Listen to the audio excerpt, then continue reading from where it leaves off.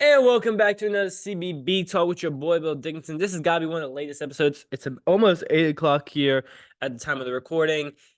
And we have a good weekend coming up in college basketball. We had a couple interesting results in the last 2 days. And we have some games coming up tonight or that are playing right now. They're big ones. But first, I want to give a shout out. I don't know if you're going to be able to see my phone, but this Purdue, my weekend recap video from Monday that I made, about over 500 views. That's damn near 10 times my most viewed video that I put out. So I appreciate the UConn and Purdue fans, who I would never think to say shout out to Purdue, for clicking on that video, watching it, commenting. I'm responding to the comments. So I just want to thank you guys so much, because I never thought that that video was going to get that many views.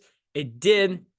Super cool to see that. So I appreciate everyone that watched that video, and hopefully you can stay for more, because I really enjoy doing this, and I try to use some of the knowledge I have in life, because I don't have that much, and I have a lot of college basketball knowledge. So I like to share it, give my opinion, and have fun. And it means a lot that I got that many views in that video, but hopefully we can grow on that. And one day we'll be like, I was excited for 500 views. I'm gonna be getting 5,000 views, but it has to start somewhere. So I keep doing this, no matter what anyone says. If they make fun of me, blah blah blah, I don't really care. I like doing this, so screw it.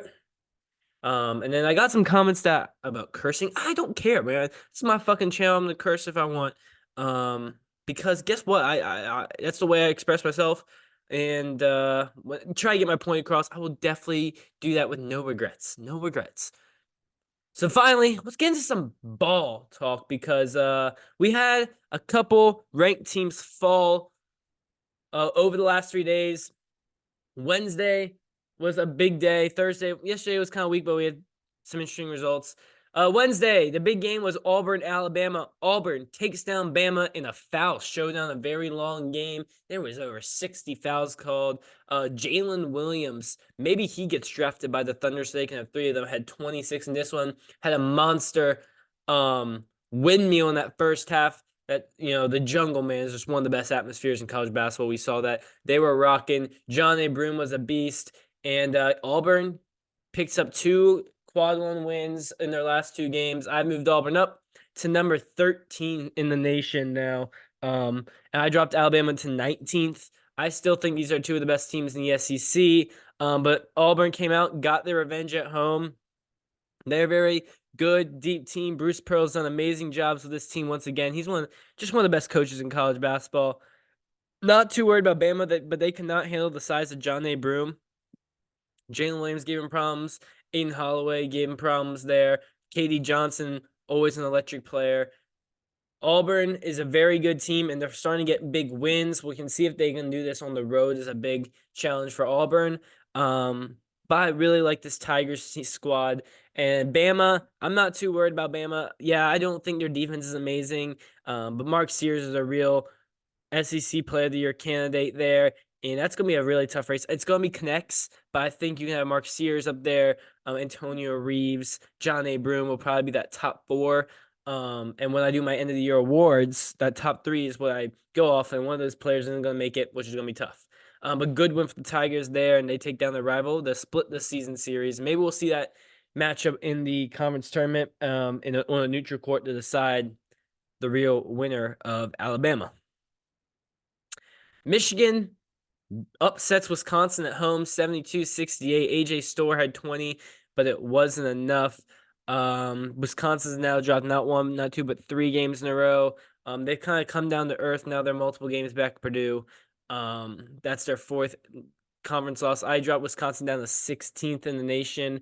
I still think Wisconsin's a good team. I really do. I think AJ Storr is one of the best transfers in the nation. And this year's Transfer of the Year award, again, I thought it was going to be tough, but I think it's probably going to be Dalton Connect. David Jones may be up there. I think last year I gave it to Keontae George. It's fun to make these award shows, but there's so many players, man, that are just, really good transfers. AJ Storr is one of them. Really good game from him, but it wasn't enough. Michigan gets a good win. Michigan's not a good team, but they got a good win there. Wisconsin, not a great loss. You got to beat the shitty Michigan. They're at the bottom of the Big Ten. You got to take a advantage of those games, and those are road wins that you can get, and dropping one of those is really going to set you back in this conference. And right now they're staying third because Illinois, who was a tough game over the weekend, sitting in second.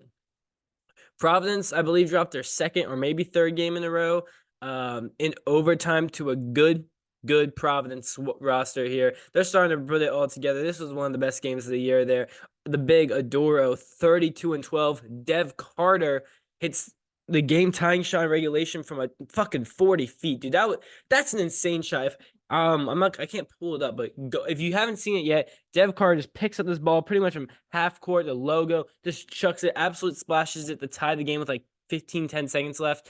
It's a great shot there. Providence goes on to win in overtime. Providence, I believe they'll be in the NCAA tournament, and if only they had B-Hop, this team would be a real threat in the Big East.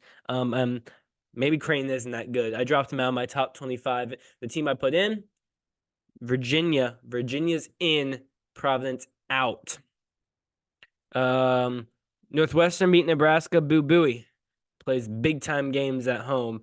But that was really it for Wednesday. And then yesterday we saw two ranked teams play. One won, one lost.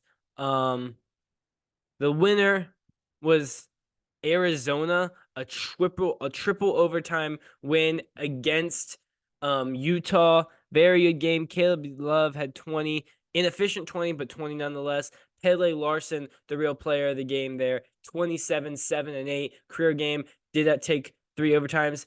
Yes, but that's a valid stat line. Getting a road win against Utah is not an easy thing to do. This Utah team, I think, can be a tournament. They could be that third or fourth team from the Pac-12.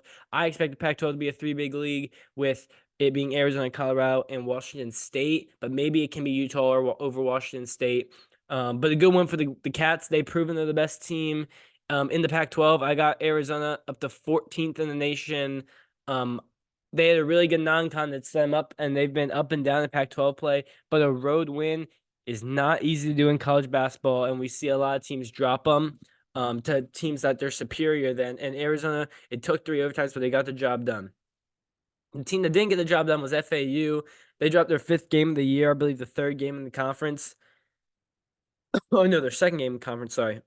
And also in overtime, John O. Davis selling my parlays with need 2 threes. He went 1 for 5. He had 17, 12, and inefficient. Vlad Golden couldn't get a game-winning dunk in regulation as he struggled in this one. UAB is a decent team. They're low computer numbers. I think they're over 100 in the net. So this is a quad 2 loss for FAU. They have a quad 2. They have a loss in every quadrant, which is not good. I still got FAU ranked. I was high on them, but they're down to 21 now. It's a steep drop. I had to, take a reevaluate. I kept moving them up. They kept moving up because they kept winning. But they take a loss, they're back down. I still believe in this roster, but they can't really afford any of these more bad losses because they don't want to be sitting on that 9 line like they were last year, and they're gonna have to have a tough test because I guarantee they're not gonna have to go play a 16 seed again if they are in that spot. Unless they get in the same region with Purdue, then you never know. And then Washington State got a road win. Shout out to the Cougars playing really good basketball. It's good to see that, and I got my eye on them. I have them under consideration. They're still a little bit out, but shout out to Virginia taking that spot. Didn't think I was going to see that. This is their 2nd time in this year. Right now, Dayton's playing VCU. They're down right now. I have the Deron Holmes over. He has 4 rebounds. Deron Holmes has 3 points. He just made a free throw. Oh, he's not doing. I'm gonna need a big second. Oh, it's already in this. I'm screwed. I'm screwed with Deron Holmes. Whatever. I had that one insured, so I need my other legs to hit. Oh, he had 3-point jump. Okay. Maybe Deron Holmes is cooking. Maybe he cooks in the second half.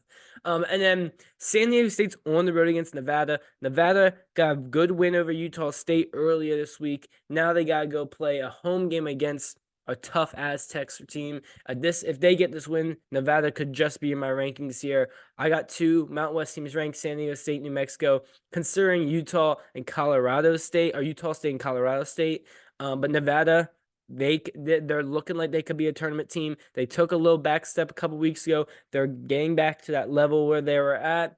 And if the Mountain West wants to be a 6-big league, you're gonna need Nevada to win this game. Because I think San Diego State is almost a lock at this point. Colorado State should be almost a lock. Utah State, I think New Mexico, those four I think will be in. And we see if Boise and Nevada can get there. A win here for Nevada, it will get them into that top echelon of teams in the Mountain West. But we gotta get into this weekend preview. I'm gonna take a quick break and then we're gonna get into the weekend preview this good, not great, not as good as last week, but still a very good slate of games for really tomorrow because there's nothing on Sunday for Super Bowl. All right, let's get into this weekend slate because we got a lot of good games to talk about. 12 o'clock, Clemson, Syracuse. I don't know. I think Syracuse is a decent. I really thought Syracuse was gonna be a decent team this year. First year, we're gonna with the new coach. They're getting into things, but maybe they can upset Clemson there, who is playing better, and they can really coming off, of course, road win against UNC, they can get a win against Syracuse. That would be a great. I mean, that would be an unexpected 2 in a week for the Tigers, who could have really went off the rails. They've picked it up now. See if they can get 2 in a row. I guess they haven't picked it up. They got 1 win in a row, but it was a really good win. None without going say without. I don't know what I'm trying to say. That was a really good win they got. It might just be 1 in a row, but that gets you right on the right track, being a top 5 team on the road. Let's see. We got Duke Boston College. Yeah, that's a shitter. That game's on ESPN. What the There's nothing better on okay. I guess so. Illinois at Michigan State. This has got to be one of the biggest games of the week. Just because it's freaking a team in a big situation that needs a big win in Michigan State. Michigan State, what the heck? Why is it doing this? Okay, whatever. Michigan State is in a big spot right here. They haven't been playing. Okay, I'm not sharing my screen for this. Michigan State, big spot. This is the reason. Illinois has been playing really good basketball ever since Terrence Shannon came back. They've lost 1 game. It was at Northwestern in overtime. They're one of the best offensive rebound teams in the country, and they can score the ball. Marcus Domas, Terrence Shannon, Coleman Hawkins playing better. This is a very good Illinois team. Michigan State's coming off a loss against Minnesota here, and they're in dire need of a win. A loss here, it starts here. A road to an at-large bid starts here, and if they don't get this, I think that tournament chances go under 50%. It's Tom Izzo, so it's hard to ever count him out of making the NCAA tournament here. He's been in the spot before. He's been in the first 4, I think, just 2 years ago. Tyson Walker's going to have to be big. Malik Hall going to have to be big. It's one of the freshmen stepping up. I don't know. AJ Hogarth needs to step up, or Jordan Atkins. One of these guys is going to have to be big besides Tyson Walker in this game, and they're going to have to stop Terrence Shannon, he's been back, and he hasn't fully been as good as the version before suspension, but he's still been really good. And Marcus Domask has been one of the most consistent players just in the Big Ten, and for Illinois has been the rock when Terrence Shannon was out. That's a really good game. That's going to be one to really keep an eye out. At Michigan State, I think Michigan State's going to actually get this done. They're -2.5, which is the Vegas odd. I like the Spartans to get the job done. At home, they need it. They need it more in Illinois. I think they can get it. But if Illinois wins this, then they're going to be real contention to win the Big Ten regular season. Providence at Butler. Butler -4.5. Butler is one of those teams that can make the NCAA tournament there. Providence, good win against Creighton. If they can go 2-0 here, I really think they'll lock themselves in. Or like they'll be trending to a 90% rate making this tournament.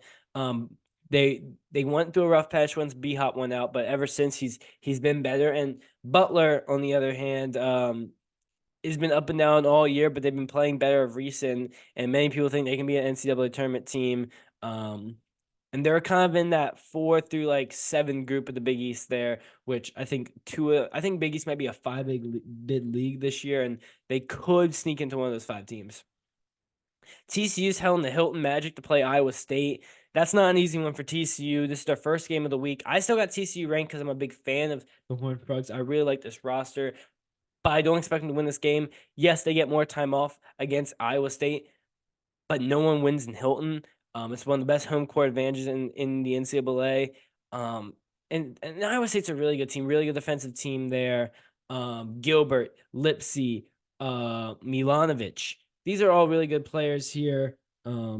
They're good defenders. They're physical, and some about this building, man. Iowa State turns up a gear. TJ Osselberger has only lost once or twice in his whole career at home. And I like the CCU team, and they're going to have to need their guards to play really, really well to win this game because Iowa State is also a guard-heavy team, so they got to match that energy. I don't think they will. I like Iowa State to get the job done. -6, I think they can cover it at home. I can't bet against Iowa State at home. You just can't do that. Auburn at Florida, big time game on SEC Network at 3:30 there. Auburn coming off a win against their rival.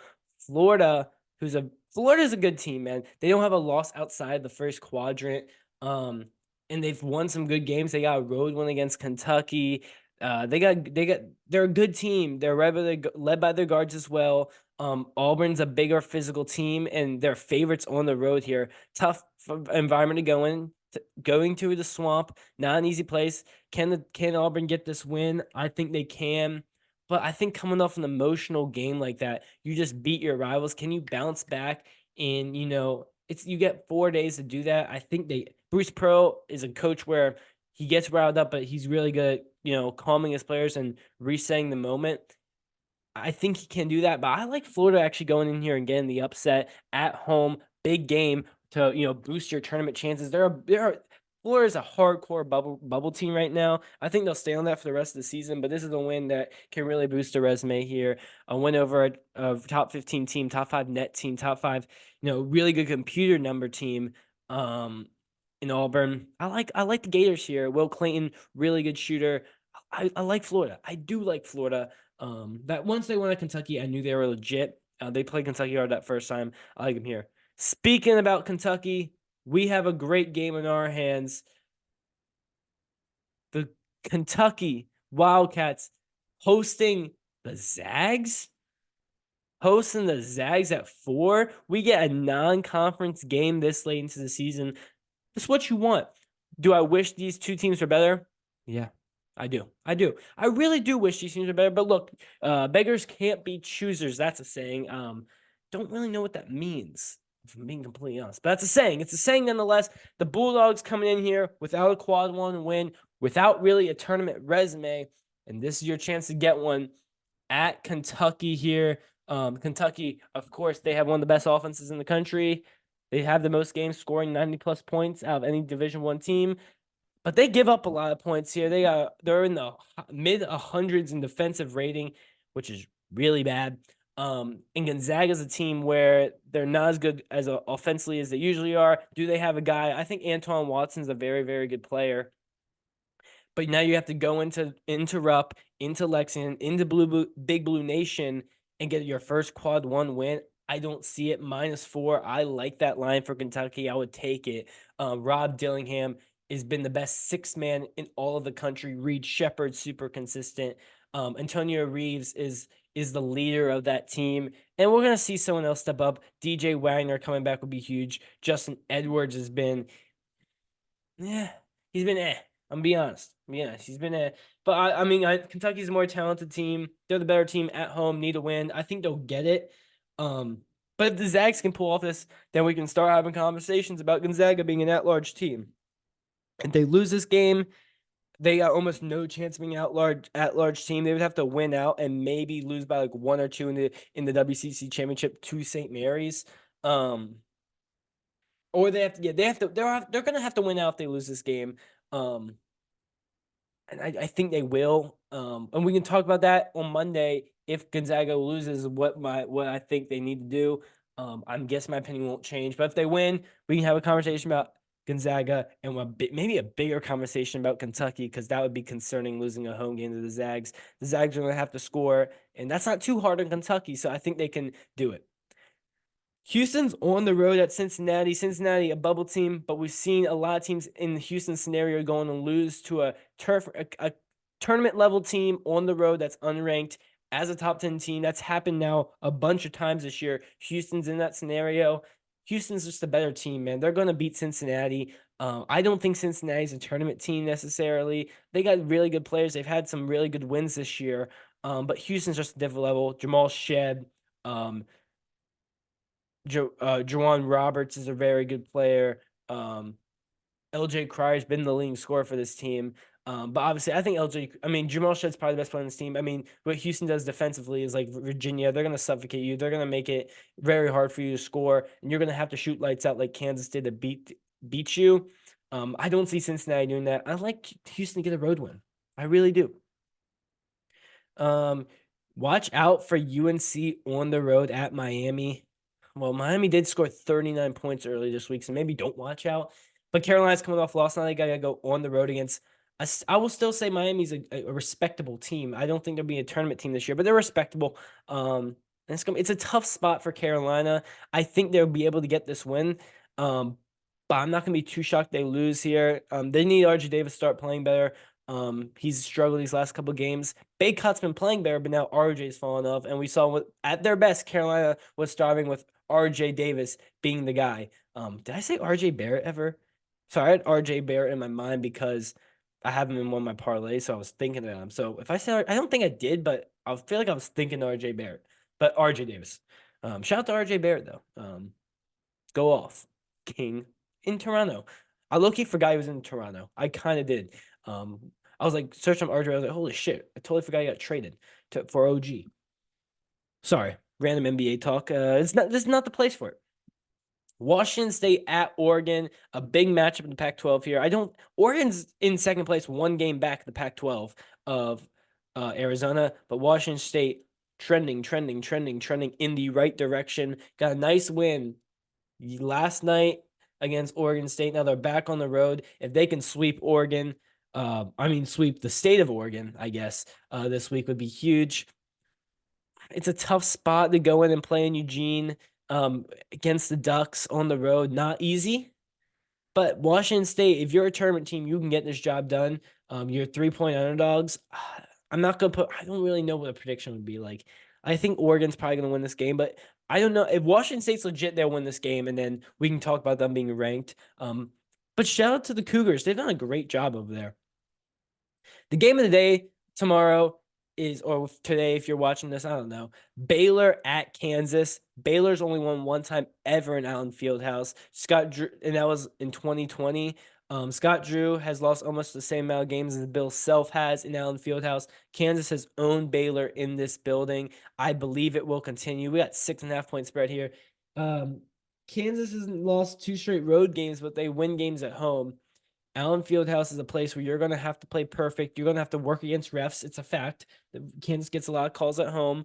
And Kansas is just such a good team at home. And I think Kansas is a good team in general. Hunter Dickinson's going to be a problem for young Evis Misi.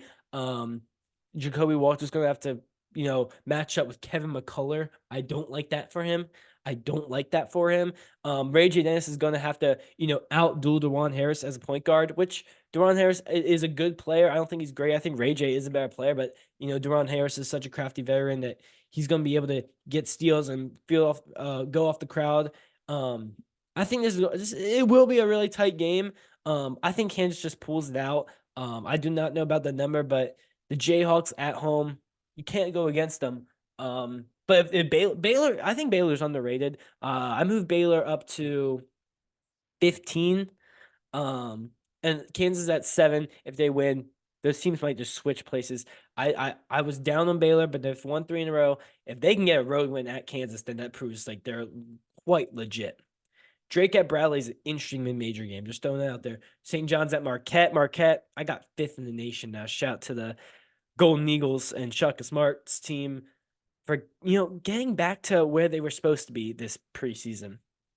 We got a nice big rivalry game. Indiana at Purdue. Purdue's minus 18 in that one. Absolutely crazy. Tennessee's at A&M. We saw A&M beat Kentucky in this building. If they want to get back to that tournament level where they're supposed to be in the preseason, you got to go win this game too. Don't connect Wade Taylor. I forgot about Wade Taylor in the SEC play. If Texas A&M is better, Wade Taylor would definitely be in there. But 2 great scores, 2 of the best players in the conference going at each other. That should be a good one. I think Tennessee can get on the road. I really do think they can. But it's not an easy place to go play. A&M's still a very good team, even though they've been underwhelming this year. Virginia at Florida State. This is a classic Virginia lose game. After you give them some praise, they're just going to let you down. It's kind of what they do. At Florida State, was playing good. Now they're not. So I don't know. Maybe Virginia. If Virginia just win this game and actually prove me wrong for once, like I'll give Virginia praise, and they're just going to let me down. Boise State, Utah State's a good one. Utah State coming off back-to-back losses. Trying to get a road win here. They just lost one. You can't lose multiple road games in a row or home games in a row. That'll be bad. That'll be bad for Utah State. They have a really good record. I'm not sure if they have the talent. Great Osborne is great. Great Osborne is a great player. Great is great. But I'm not sure about the rest of that roster. Arizona at Colorado is a good one. Colorado's -1 in this one. When you oh, I'm actually so surprised. Colorado favored it against Arizona at home. I think Colorado's a good team. They're playing better. KJ Simpson is one of the most underrated players in the league. He's gonna be up there for Pac-12 Player of the Year. He just is. Caleb Love going against him. That should be a good matchup. They got Tristan Da Silva, who's an amazing player. They got Cody Williams, good player. Eddie Land. This is a really good team. Shout out J Dub. But Arizona, I know they're just coming off a road loss to Utah, or a really tough game at Utah. Colorado got a pretty easy win, I believe, last night. This should be a really good one, 10 o'clock late night on ESPN. And then BYU, Kansas State. Kansas State coming off win, but you're going on the road in Provo. You're not winning that one, mate. You're just not winning that one, Nate. I'm sorry to Kansas State. You're not going to be a tournament team this year, but you beat Kansas. So, I mean, that's kind of like your Super Bowl. And then we got FAU's playing another road game. Maybe they lose. I wouldn't put it past them. And Seton Hall versus Villanova is an interesting game. Both those teams in dire needs of wins. That's really it. That's it for the weekend. I'll give you my Super Bowl prediction. I haven't made an official Super Bowl prediction. And I'm probably picking the Chiefs. I haven't picked against the Chiefs at all this year. I picked them to win last week. I picked them to win against the Bills. I can't believe they're underdogs. Like, I understand the Niners have a better roster, but who gives a fuck at this stage? Like it's Mahomes, Andy Reid in the Super Bowl. They've been here now. It's their 4th time here. They're accustomed to it. The Niners have been here before, but they're with a new quarterback, Brock Purdy. I respect Brock Purdy a lot. I think he's good. I think he's real good. I don't understand the hate for him. Of course, Christian McCaffrey, I think he would have been my pick for MVP. Him or Lamar. I understood Lamar. I was not mad at Lamar. I love Lamar. But I think McCaffrey's the best player in the league. Especially this year. That's gonna be a really good game. I think I like the Chiefs. I don't think it's gonna be super high scoring. I think it's gonna be in the 20s, decided in the 20s. Should be a good one. I'm excited for it. Hopefully it's not a letdown Super Bowl. Last year's was good. The year before, we've had 2 good Super Bowls in a row. Let's see if we can keep this train moving with 3. If Mahomes wins, we can get GOAT. We can have GOAT conversations. We really can. If the Niners win, Brock Purdy can't be disrespected anymore. Even though they'll find a way to. So, man, great weekend of sports, baby. Great weekend of sports. It starts with college basketball. We got waste management. We have the Super Bowl. We have a weekend on our hands. That's for sure. Thanks for watching this episode. If you're watching it tonight, I appreciate you. For watching in the morning, appreciate you. For watching it after for some reason, I still appreciate you. I really do. Keep leaving comments. Keep getting views. Keep liking the videos. If you want more, please subscribe. I've never asked on video for you to subscribe. I'm doing it now. So if you're watching, just hit that subscribe button. It means a lot. All right. I've never done that before. It kind of felt weird, but maybe I'll start doing it if it works. All right. Peace.